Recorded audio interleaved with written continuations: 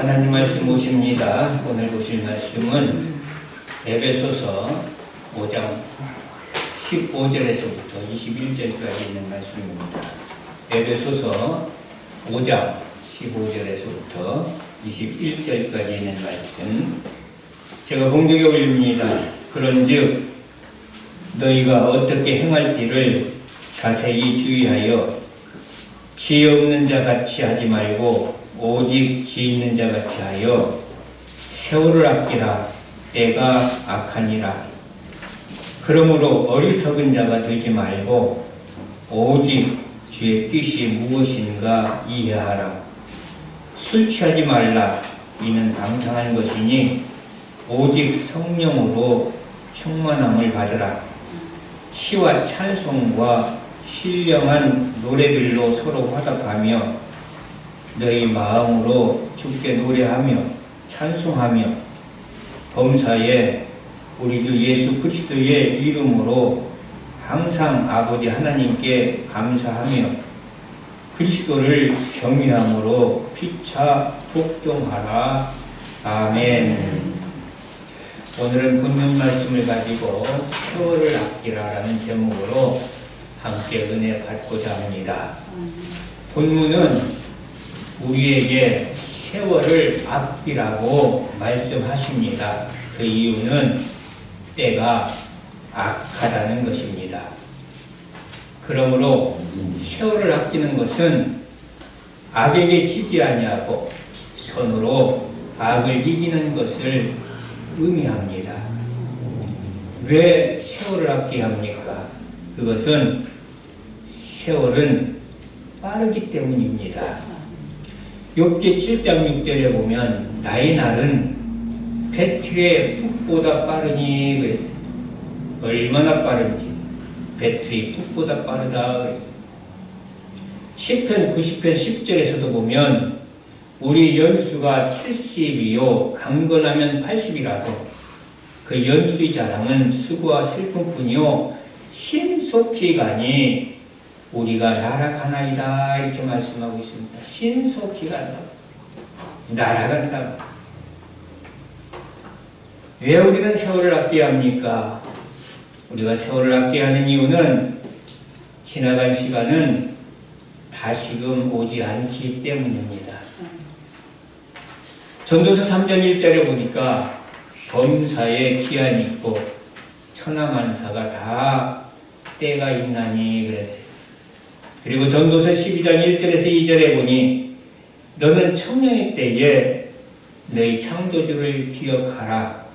곧 곤고한 날이 이르기 전에 나는 아무 낙이 없다고 할 해들이 가깝기 전에 해와 빛과 달과 별들이 어둡기 전에 빛 뒤에 구름이 다시 일어나기 전에 그리하라 그랬어요.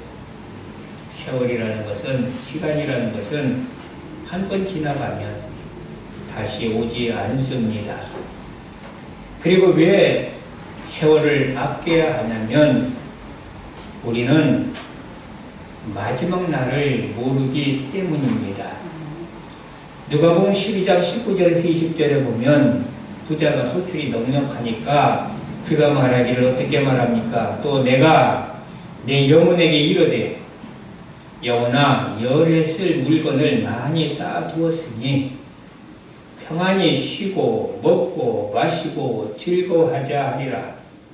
하되 하나님은 이르시되 어리석은 자여 오늘 밤에 네 영혼을 도로 찾으리니 그러면 네 준비한 것이 누구의 것이 되겠느냐. 오늘 밤에 내 영혼을 찾겠다는 거예요.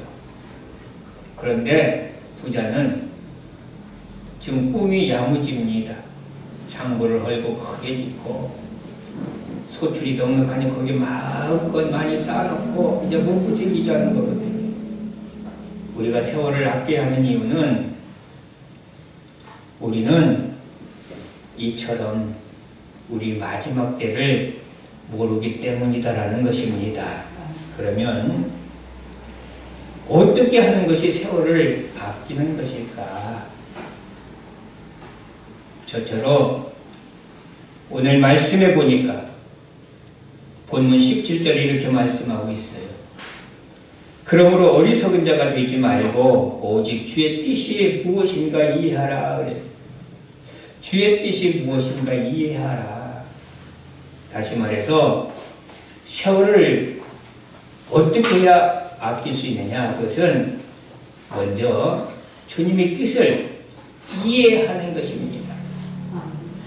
여기서 이해하다라는 말은 헬라어로 쉬니엠이라고 하는데 문자적으로 볼 때에 같이 놓다라는 뜻으로 이해라는 것은 그 대상과 같은 처지에 놓여질 때에 비로소 가능한 것처럼 본절이 뜻하는 바는 자신의 뜻을 주님의 뜻에 맞추어 사는 것을 말씀하고 있는 것입니다. 그래서 어떻게 하는 것이 세월을 아끼는 것이냐? 그것은 주님의 뜻에 맞추어서 우리가 사는 것이 세월을 아끼는 것이다 라는 말씀입니다. 그리고 어떻게 하는 것이 세월을 아끼는 것입니까? 두 번째로 본문 18절에 보니까 이렇게 말씀하고 있어요. 술 취하지 말라. 이는 방탕한 것이니 오직 성령으로 충만함을 받으라 그랬어요. 성령으로 충만함을 받는 것이 세월을 아끼는 것입니다. 사도행전 4장 8절에도 보면 베드로도 성령이 충만하여 이렇게 말씀하고 있어요. 우리 성도들은 성령 충만하시길 바랍니다. 성령 충만함을 받는 것은 단위적인 것이 아니라 연속적으로 늘 받아야 함을 말씀하고 있습니다. 즉 성령의 인치심은 단 한 번뿐이에요. 단위적이지만 성령의 충만은 계속적으로 성도들이 하나님께로부터 받아야 한다는 것입니다. 그러므로 성령 충만을 받기 위해서 날마다 기도에 힘쓰시길 바랍니다. 그리고 열정을 가지고 말씀을 부지런히 읽고 듣고 묵상하시기를 바랍니다. 그리고 열정을 가지고 찬양하며 예배하는 자들이 되시기를 바랍니다. 찬양할 때에, 기도할 때에, 말씀을 들을 때에 성령으로 충만케 됨을 믿으시기를 바랍니다. 그리고 구하시기를 바랍니다. 누가복음 11장 13절에 보면 너희가 악할지라도 좋은 것을 자식에게 줄 줄 알거든 하물며 너희 하늘 아버지께서 구하는 자에게 성령을 주시지 않겠느냐 그랬어요.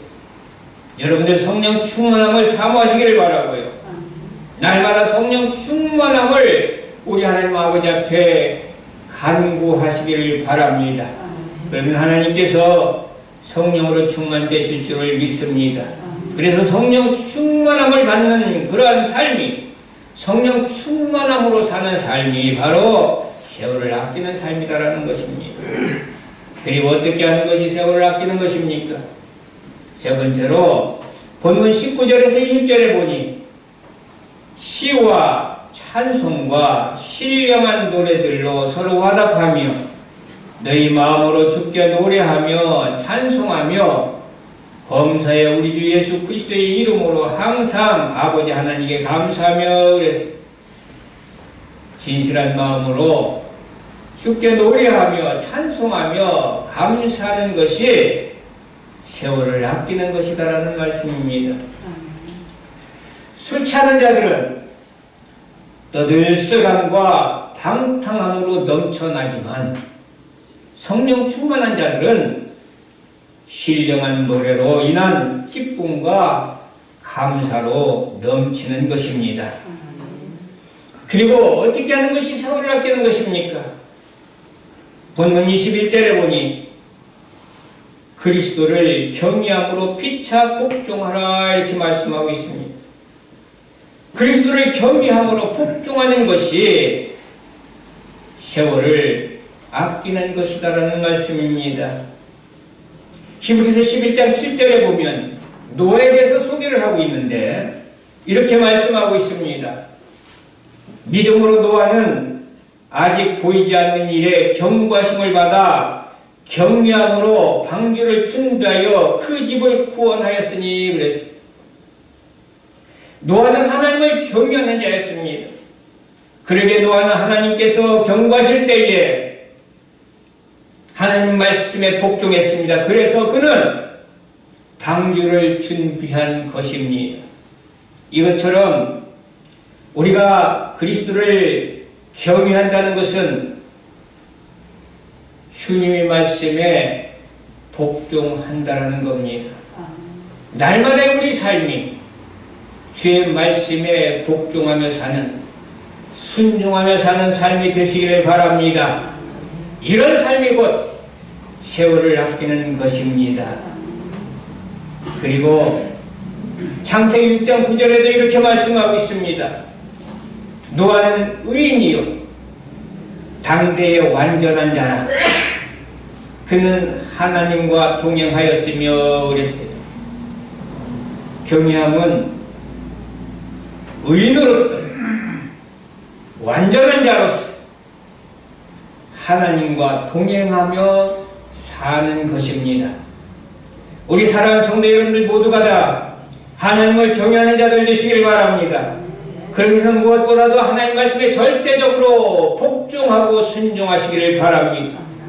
그리고 날마다 거룩한 삶을 사시기를 바라고요. 그래서 우리 하나님 아버지 앞에 우리들이 믿음이 완전한 자로 인정받는 자들 되시기를 바랍니다. 그리고 늘 우리들의 삶이 하나님과 동행하는 삶이 되시기를 바랍니다. 이런 삶이 하나님을 경외하는 것입니다. 그리고 어떻게 하는 것이 세월을 아끼는 것인가? 다섯 번째로 하나님 아버지 것을 탕진하지 않는 것입니다. 누가복음 15장 13절에 보면 이렇게 말씀하고 있습니다. 그 며칠이 안 되어 둘째 아들이 재물을 다 모아가지고 먼 나라에 가서 허랑방탕하여 그 재산을 낭비하더니 그랬어요. 둘째 아들은 재산을 가지고 와서 허랑방탕하며 낭비했다 그랬습니다. 여러분들 이 재산은 누구의 것입니까? 둘째 아들의 것이 아닙니다. 이 재산은 아버지의 것이었습니다. 이 둘째 아들이 당자가 된 것은 아버지의 것을 가지고 가서 허랑방탕하게 다 낭비했다라는 겁니다. 우리 사랑하는 성도 여러분들, 우리가 가지고 있는 것, 우리 것은 하나도 없습니다. 다 아버지의 것입니다. 이 아버지의 것을 가지고 우리가 허랑방탕하게 산다면, 낭비하며 산다면, 탕진하며 산다면 이것은 세월을 아끼는 것이 아니지요. 그래서 무엇보다도 우리가 세월을 아끼는 것은 아버지의 것, 탕진하지 않는 자 되시기를 바랍니다. 그래서 야고보서 5장 5절에도 이렇게 말씀하고 있습니다. 너희가 땅에서 사치하고 방종하여 살육의 날에 너희 마음을 살찌게 했도다 그랬습니다. 사치하고 방종하다. 우리는 세상에서 사치하지 않기를 바랍니다. 방종하지 않기를 바랍니다. 저는 우리 사랑하는 성도 여러분들 모두가 다 복받기를 바랍니다. 그러나 무엇보다도 많이 복을 받았을지라도 그것 가지고 허랑방탕함으로 탕진하며 사는 자가 되지 않기를 바랍니다.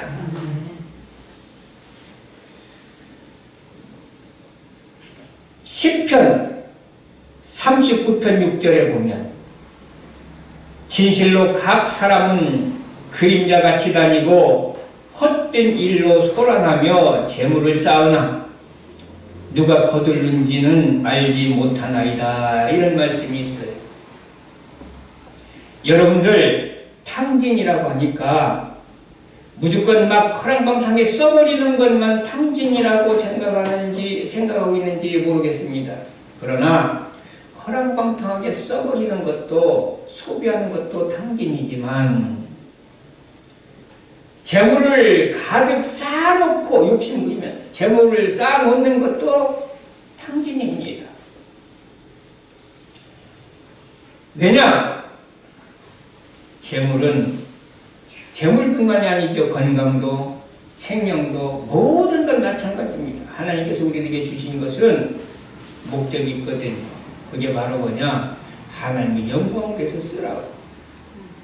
물질도 주시고, 건강도 주시고, 생명도 주시고, 이런저런 많은 은혜를 우리에게 부어주시는 겁니다. 그런데 이것을 우리가 주님을 위해서 쓰지 않고 곳간에다가 쌓아놓기만 한다면 이것은 탕진과 다를 바가 없다라는 거예요. 달란트 비유에서도 우리가 알잖아요. 한 달란트 받은 자, 어찌 보면 주인이 맡겨놓은 것 하나도 탕진하지 않았어요. 자기가 쓰지 않았어요. 곱게 고이고이 잘 간직해 놓았다가 주인에게 가지고 왔습니다.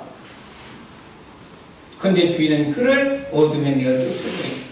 왜 그랬을까요? 탕진했단 말이에요. 탕진.